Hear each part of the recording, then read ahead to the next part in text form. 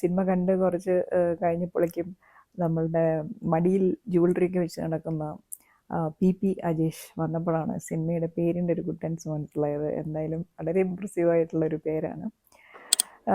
ഈ G R ഇന്ദുഗോപൻ്റെ 4-5 ചെറുപ്പക്കാർ എന്ന് പറഞ്ഞ കഥയെ ബേസ് ചെയ്തിട്ടുള്ള സിനിമയാണ് പൊന്മാൻ. അപ്പോൾ പല കഥകളും നമ്മൾ പിന്നെ ജി ആർ ഇന്ദുഗോപൻ്റെ പല കഥകളും വായിക്കുമ്പോൾ എനിക്ക് എപ്പോഴും തോന്നിയിട്ടുള്ളൊരു കാര്യമാണ്, അതായത് ഒരു സിനിമാറ്റിക് ഫീല് വരാറുണ്ട് പലപ്പോഴും. ഇത് സിനിമയ്ക്ക് വേണ്ടി ക്രിയേറ്റ് ചെയ്യുന്ന ക്യാരക്ടേഴ്സാണോ എന്ന് തോന്നും. ഏതാണ്ട് അതേപോലെയുള്ള കുറച്ച് ക്യാരക്ടേഴ്സ്, കുറച്ച് ചെറുപ്പക്കാരും അവരുടെ ഒരു ഫാമിലികളും ഒക്കെ ആയിട്ട് കണക്ട് ചെയ്ത് നിൽക്കുന്ന ഒരു ചെറിയൊരു തീമാണ് പൊന്മാൻ്റെ എന്ന് പറയുന്നത്.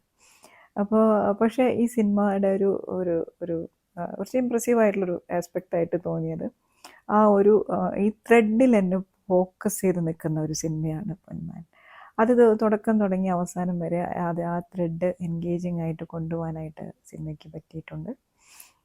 ഇതിലൊരു കൊല്ലത്ത് കോസ്റ്റൽ ഏരിയ, അതാണ് ഈ സിനിമയുടെ ഒരു ബാക്ക്ഗ്രൗണ്ട് എന്ന് പറയുന്നത്. അപ്പോൾ ആ ഒരു സ്ഥലം, അതായത് ഇങ്ങനെ കൊല്ലത്ത് ഇതുപോലെ ഒരു ബാക്ക്വേർഡ് ആയിട്ട് ഇക്കണോമിക്കലി ബാക്ക്വേർഡായിട്ട് നിൽക്കുന്ന ആളുകൾക്ക് ഇതുപോലെ അവരുടെ വീടുകളിൽ കല്യാണങ്ങളൊക്കെ വരുമ്പോൾ ഇങ്ങനെ ഗോൾഡ് അസിസ്റ്റൻസ് കൊടുക്കുന്ന തേർഡ് പാർട്ടി ഏജൻറ്റുകളുണ്ട് എന്നുള്ളൊരു കാര്യമൊക്കെ ഞാൻ ഫസ്റ്റ് ടൈമാണ് കേട്ടോ അറിയുന്നത്. എനിക്കിത് അറിയേയില്ലായിരുന്നു.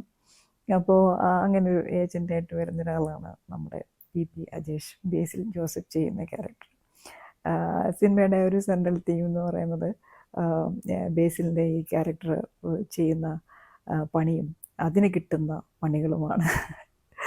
അപ്പോൾ ബേസിക്കലി ബേസിലിൻ്റെ ഇതുവരെയുള്ള എല്ലാ ക്യാരക്ടേഴ്സും, അതായത് സിനിമയിൽ എനിക്ക് ബേസിലിനെ പറ്റിയുള്ള എൻ്റെ ഒരു പേഴ്സണൽ ഒപ്പീനിയനാണ് പറയുന്നത്, ബേസിൽ ക്യാരക്ടേഴ്സിനൊക്കെ അത്യാവശ്യം ഡീൽ ചെയ്യാറുണ്ട്, കുഴപ്പമൊന്നുമില്ല, നമ്മളെ ബോറടിപ്പിക്കാറൊന്നുമില്ല. പക്ഷേ ബേസിലിന് ഒരിക്കലും ആ ക്യാരക്ടറിൻ്റെ ബോഡി ലാംഗ്വേജ് വരാറില്ല. അതിപ്പോഴും എടുക്കാത്ത ഒരു ആക്ടറായിട്ടാണ് ഞാൻ ബേസിലിനെ കാണുന്നത്. അതുകൊണ്ട് തന്നെ ബേസിലിൻ്റെ ക്യാരക്ടേഴ്സിനെ കാണുമ്പോൾ ബേസിലായിട്ട് തന്നെയാണ് എനിക്ക് ഫീൽ ചെയ്യാറ്. ഇന്ന് വരെ ഒരു ക്യാരക്ടറായിട്ട് കംപ്ലീറ്റ് ആയിട്ട് ബേസിൽ നിൽക്കുന്നത് എനിക്ക് ഇതുവരെ ഒരു എക്സ്പീരിയൻസ് ഉണ്ടായിട്ടില്ല.